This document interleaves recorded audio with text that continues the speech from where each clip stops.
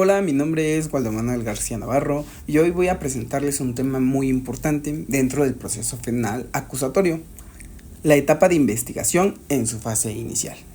Este trabajo está basado principalmente en el Código Nacional de Procedimientos Penales, además de otros materiales de apoyo.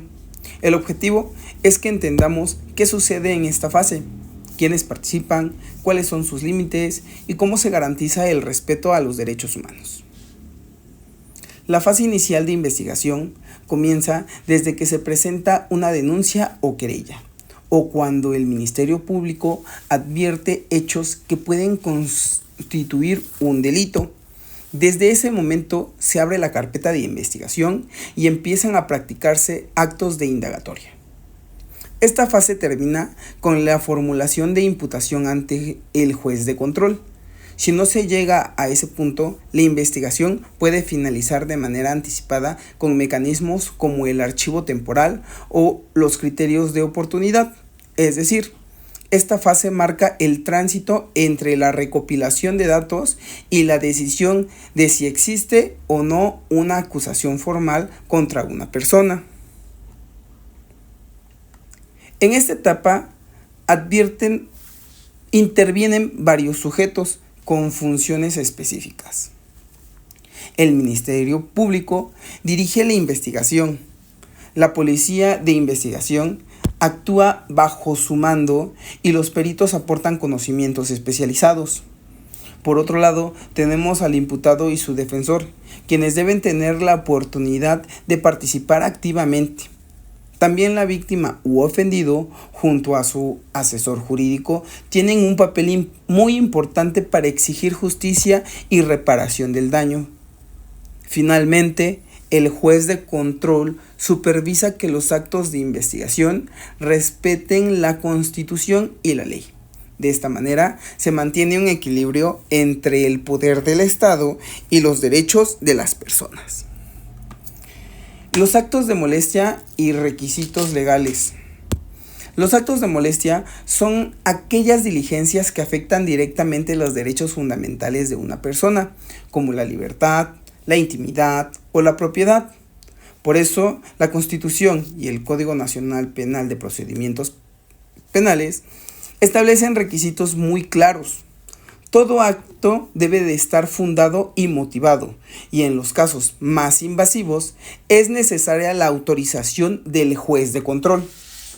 Ejemplos de estos actos son el cateo, la intervención de comunicaciones privadas, la exhumación de cadáveres o la toma de muestras biológicas. En cambio, actos más simples como entrevistas o inspecciones pueden realizarse directamente por el Ministerio Público. La clave es que siempre debe existir legalidad y control judicial cuando los derechos de las personas puedan verse afectados. En cuanto al desarrollo de la fase inicial con detenido. Cuando la investigación inicia con un detenido, generalmente se trata de casos de flagrancia o casos urgentes. Primero, la policía debe poner al detenido a disposición del Ministerio Público inmediatamente. Después, el Ministerio Público tiene un plazo máximo de 48 horas para presentarlo ante el juez de control. En la audiencia inicial se revisa la legalidad de la detención, se formula la imputación y, en su caso, se solicitan medidas cautelares. Esto significa que, desde el primer momento, se busca garantizar que el detenido no sea privado de su libertad de manera arbitraria o indefinida. En cuanto al desarrollo de la fase inicial sin detenido, aquí es cuando no hay detenido. El proceso es distinto. Todo comienza con la denuncia o querella, a partir de la cual el Ministerio Público inicia una investigación. Durante este tiempo se practican actos como entrevistas, dictámenes periciales, inspecciones, demás diligencias para recabar datos de prueba. Posteriormente, el Ministerio Público puede solicitar al juez que cite al imputado o, si fuera necesario, que emita una orden de comparecencia. Con la comparecencia del imputado se puede realizar la formulación de imputación. En este caso, la clave es que la investigación se desarrolla respetando la libertad del imputado hasta que el juez autorice su presentación formal en audiencia. En cuanto a las formas de conducción del imputado a audiencia, existen 3 formas principales para llevar al imputado a la audiencia inicial. La primera es la citación, que es la manera más simple y voluntaria. La segunda es la orden de comparecencia, que se utiliza cuando el imputado no acude después de ser citado. Y la tercera es la orden de aprehensión, que es más grave y procede únicamente cuando existen riesgos de fuga o de que no se presente voluntariamente. Esta debe de estar siempre autorizada por un juez de control. Así, se procura que el Estado use primero las medidas menos invasivas antes de privar a alguien de su libertad. Actos y técnicas de investigación.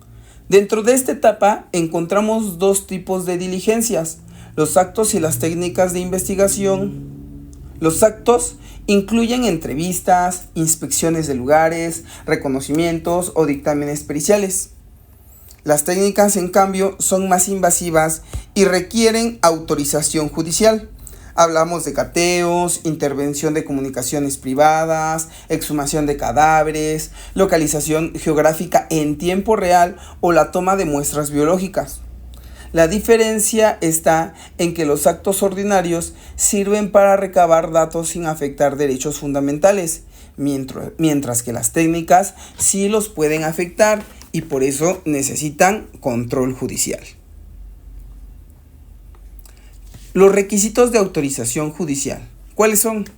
Entre las diligencias más importantes que necesitan autorización de un juez están: la orden de cateo, que permite ingresar a un domicilio; la investigación de comunicaciones privadas, aplicable solo a delitos graves; la localización geográfica de dispositivos electrónicos; la exhumación de un cadáver y la toma de muestras de fluidos, cabello o vello para el análisis pericial. En todos estos casos, la legalidad de la prueba depende de que se cumplan estrictamente los requisitos judiciales. De lo contrario, pueden ser considerada ilícita y perder validez en el juicio. La investigación puede terminar antes de la formulación de imputación, y esto ocurre mediante mecanismos alternativos: el archivo temporal cuando no hay elementos suficientes; el no ejercicio de la acción penal si no se configuran pruebas de delito; los acuerdos preparatorios en donde la víctima y acusado llegan a un acuerdo para reparar el daño; o los criterios de oportunidad en delitos menores o por razones de política criminal. Estos mecanismos pueden y hacen que el proceso sea más ágil y evitan juicios innecesarios, siempre protegiendo los intereses de la víctima. En conclusión, la fase inicial de investigación es fundamental porque permite al Ministerio Público recabar datos de prueba sin prejuzgar sobre la culpabilidad del imputado. El juez de control desempeña un papel clave, ya que garantiza que todo se haga conforme a derecho y que se respeten los derechos humanos. En resumen,